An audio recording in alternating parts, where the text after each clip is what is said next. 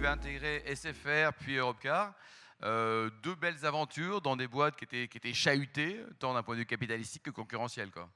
Alors, ouais, SFR, c'était la grande époque. Hein. Oui, c'est la grande époque. 2001-2005, Ouais. doublement de la société tous les ans. On commence avec 1 million d'abonnés, moi, quand je suis arrivé en 2001, et on en avait 10 millions en 2005.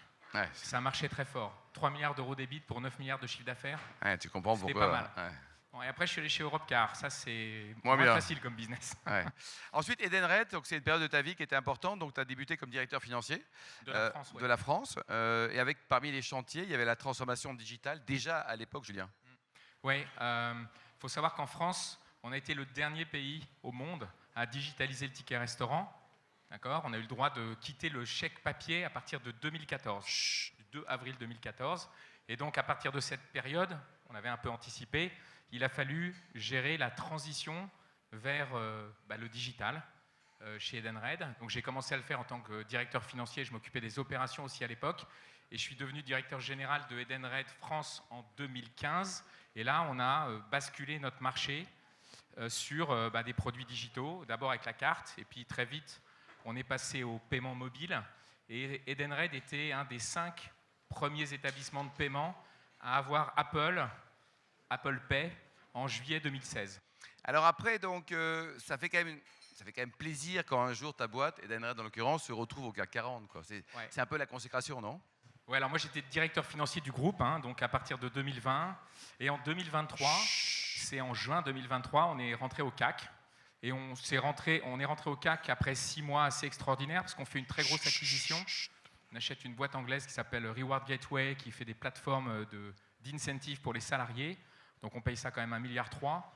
C'est rien. On est noté par S&P A-. Ah. Donc avoir une notation A, c'est assez exceptionnel pour une entreprise, surtout pour une entreprise de la taille d'Edenred. Et dans la foulée, on rentre au CAC 40, qui est le Graal. Mais bien sûr. Et Ouais. oui, c'était assez exceptionnel, sur une histoire qui avait commencé en 2010 avec le spin-off d'Accor, puisqu'on faisait partie du groupe Accor auparavant. Et on est rentré au CAC 40 alors qu'Accor n'y était plus. Il y a un petit pied de nez quand même. Hein. Ouais. Voilà. Alors depuis mars 2025, donc tu es le directeur général de ce groupe Lefebvre. Julien, un mot sur l'historique, hein, ça date déjà. Donc il y avait 2 familles, il y a toujours 2 familles d'ailleurs. Il y a 2 familles, il y a la famille Lefebvre et la famille Saru. La famille Lefebvre vient du groupe Édition Francis Lefebvre, créé à la fin du 19e siècle avec un business de formation. Et puis les éditions ont été créées en 1930 par les 2 fils de Francis. Et puis la famille Saru, donc les éditions législatives. Les 2 sociétés fusionnent en 1999 et en 2005, ils rachètent Dalloz. Dalloz qui a été créé en 1845.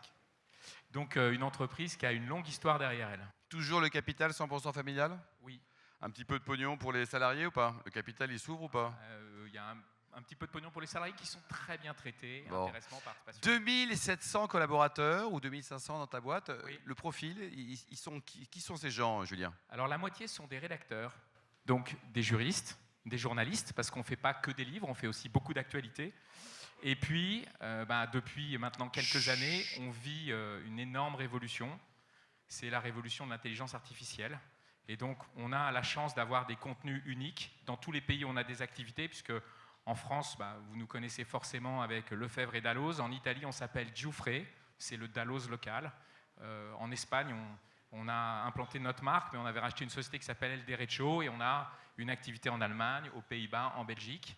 Ouais. Et donc, on fait tourner aujourd'hui un moteur d'intelligence artificielle qui est commun à l'ensemble des pays, oui, sur des fonds documentaires qui demeurent locaux. Et donc mes équipes aujourd'hui sont des éditeurs, des informaticiens, et puis un truc qu'il faut que je développe, des commerciaux, parce que c'est un muscle qu'on a besoin de développer. Pendant des années, on a pris des commandes. Oui, vous étiez en train d'élever les clients, quoi. Et là, on a un logiciel quasiment à vendre, qui est c'est un chat GPT dédié au droit, donc c'est conversationnel. Ça permet aussi de faire de l'analyse de documents. Et on prépare avec des agents, puisque maintenant on est passé sur l'agentique en intelligence artificielle, et donc on prépare des vraies capacités de rédaction. 2700 collaborateurs, beaucoup de juristes. Alors on parle beaucoup de l'ego des journalistes, l'ego des sportifs, mais l'ego du juriste, il est monstrueux aussi. Donc comment tu fais pour gérer ça ? Alors il est monstrueux, ça c'est vrai. Mais moi, j'ai Appelez-moi maître. un de mes rapports Ils sont d'étonnement. mes avocats ici. Là, ouais. Un de mes rapports d'étonnement, c'est que certes, ils sont juristes, mais ils sont avant tout auteurs. Et l'ego d'un auteur, c'est encore pire que l'ego d'un juriste. Ouais. Aujourd'hui, donc c'est une belle ETI, hein, 555 millions d'euros de chiffre d'affaires. Comment tu ventiles le chiffre d'affaires entre la France et les autres 6 ou 7 pays sur lesquels tu es présent, Julien? La France, c'est à peu près la moitié du chiffre d'affaires. Ouais. Et le reste se répartit dans mes pays. J'ai 4 pays qui font à peu près la même taille. Je suis un peu plus petit en Allemagne. C'est un pays dans lequel il faut qu'on se développe. Donc ça veut dire qu'à chaque fois que tu as une norme de plus en France, il y a un truc de plus, une couche, toi tu deviens riche. C'est-à-dire plus on nous emmerde, nous les entreprises, plus tu es riche. Mais non, parce que plus je vous aide à vous retrouver dans cette évolution juridique qui est complètement dingue. Est-ce que l'IA pourrait faire ton job? Est-ce que l'IA pourrait faire ton métier? Comme ça, plus de juristes, on les envoie à vendre des Volvo, et non, ou du saumon. Pas encore. Non. En revanche, il faut voir l'IA pour ces métiers comme une espèce de sparring partner. C'est-à-dire que ça ne va pas faire votre raisonnement, mais en revanche, ça va vous aider à trouver des éléments dans la jurisprudence, dans la doctrine, donc dans les commentaires de loi, et puis vous allez vous installer dans une conversation avec l'intelligence artificielle. On a organisé un truc assez sympa il y a 15 jours, c'était une bataille où on a donné à 6 équipes de juristes notre intelligence artificielle et un cas à traiter. Aucun n'est arrivé à la même conclusion. Ça montre que ça reste l'avocat ou l'expert comptable, enfin, ça reste l'utilisateur qui va inciter l'IA à travailler. Et après, l'IA, c'est super parce que quand vous lui posez une question, il vous répond et puis il vous dit « Tu t'es posé cette question-là, moi, à ta place, je m'en poserais bien 2 ou 3 autres. » Et donc, ça vient jouer avec vous. C'est vraiment, il faut prendre ça comme un partenaire de tennis et on joue avec lui. Julien, le plus beau métier du monde, c'est patron d'une ETI, comme celle que tu diriges, ou skipper. C'est lequel des deux? Le plus beau métier du monde. J'ai pas fait celui de skipper, mais donc ça reste un rêve, donc ça doit être encore mieux que donc de faire diriger une le ETI. Vendée Globe, j'aurais adoré. Ou la l'America's Cup. Je suis né. L'America's Cup, je pense que c'est le truc avec lequel je suis né quand j'étais petit. Alors j'avais 10 ans moi quand la coupe a été gagnée par des Australiens, alors que les Américains la gagnaient depuis 1851. La Coupe de l'Amérique, c'est le plus vieux trophée sportif du monde. Ça a été inventé entre les Anglais et les Américains. Avec un pari au milieu du 19e siècle. Elle est où ta Bretagne? Alors moi je suis de Nantes et j'ai passé une grande partie de ma vie entre l'Armor-Baden dans le golfe du Morbihan et la Trinité. Donc d'où le teint allé, parce qu'il est tout en beau là-bas. Absolument. Et alors côté vin, avant les questions spontanées, c'est Steve qui a posé la première question, c'est Gérard pour la deuxième et Christophe pour la troisième.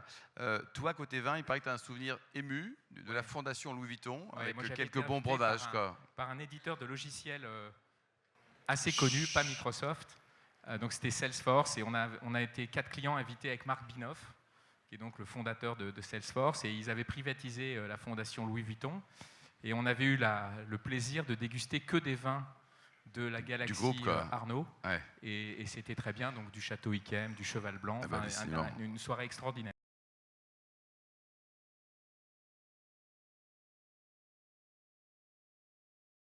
Mais aujourd'hui, on ne peut pas ne pas continuer à se développer et à maîtriser ces technos. Aujourd'hui, moi, je considère qu'en Europe, j'ai la meilleure IA juridique du marché, et ce n'est pas moi qui le dis, c'est mes clients.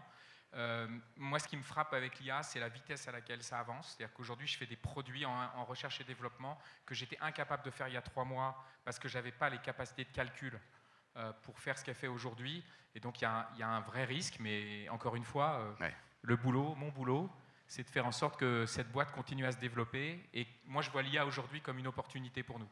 Bon, il devait être super, il a été, bravo, c'est une chance pour le groupe Lefebvre de t'avoir comme directeur général. Bravo, on l'applaudit chaleureusement, Julien.